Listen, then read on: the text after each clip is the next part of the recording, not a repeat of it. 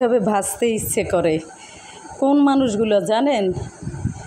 যেই মানুষগুলো মানুষের পিছনে কথা লাগায়,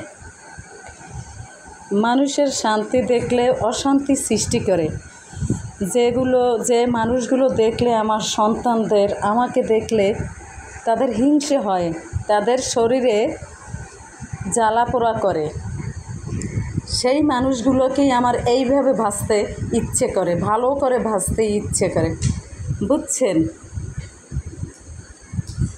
আমার ইচ্ছে করে এভাবেই ভাজতে তাদেরকে। যেই মানুষগুলো আমাকে সহ্যই করতে পারে না, যেই মানুষগুলো আমাকে দেখলে তাদের চুলকানি, পোড়ানি, জ্বলানি হয়, তাদেরকে ভালো করে এভাবে ভাজতে হয়, বুঝছেন? আর এই রকম মানকচু ভালো করে কুচিয়ে ভেজে সেই মানুষগুলোকেও এইভাবে আমার ভাজতে ইচ্ছে করে, বুঝছেন? জানেন আপনারা সেই পানুষগুলো এমন কেন এমন করে? তাদের কি ক্ষতি করছি আমি? বুঝতে পারছি যে আমি হয়তো অজান্তে কোনো ভুল করে ফেলছি। আমার সন্তানরা কি করছে?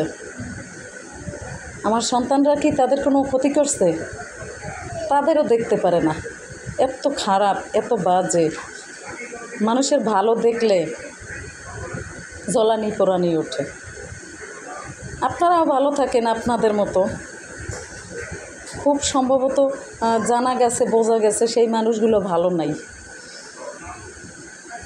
তারা সবচেয়ে অসুখী। তার জন্য মানুষের পিছনে লেগে থাকে। তাদের আচরণ খারাপ, তাদের ব্যবহার খারাপ।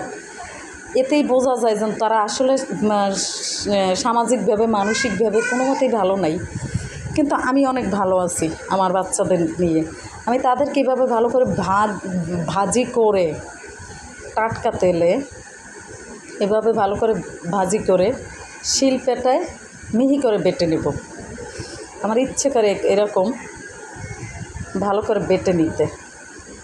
তারপরে এই ভর্তাটা করার পর আপনারা একটু খেয়ে দেখবেন, আপনাদেরও জ্বালানি পোড়ানি যাবে।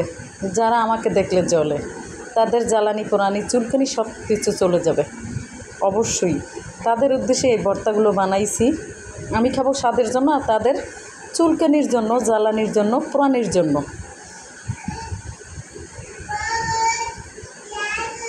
পোড়ানির জন্য আছে ঝাল, কাঁচা ঝাল আর রসুন, পেঁয়াজ। আর চুলকানির জন্য আছে মানকচু। দুইটাই খেয়ে নিয়েন। মানুষের পিছনে লাগবেন না, ভালো থাকার চেষ্টা করেন। 5 ওয়াক্ত নামাজ পড়েন।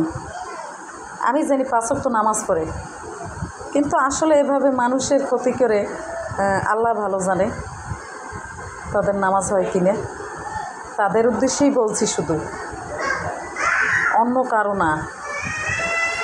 যারা আমার পিছনে লাগে, যারা আমাকে সহ্যই করতে পারে না, যারা আমাকে দেখতেই পারে না, যাদের চোখের সুলমি, যাদের চোখের বালি, আমি, আমার সন্তানরা, আমার স্বামী। এটা হলো মানকচু। মানকচু চেনেন? এটা হলো মুরগির মাংস।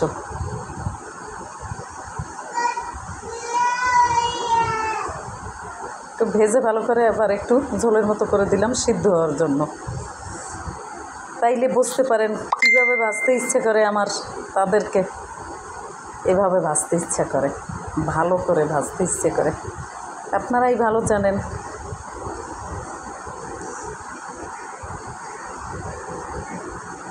আমি তাদের ধারেও নাই, কাছেও নাই, সাথেও নাই, পাশেও নাই। এখন আমি শিলপাটায় বেটে নেব,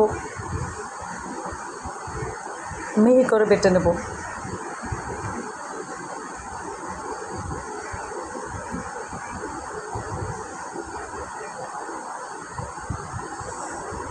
ভালো করে মিহি করে বেটে নেব। মনে চাইলো কথাগুলো বললাম। ভর্তাটা বাটা আমার হয়ে গেছে।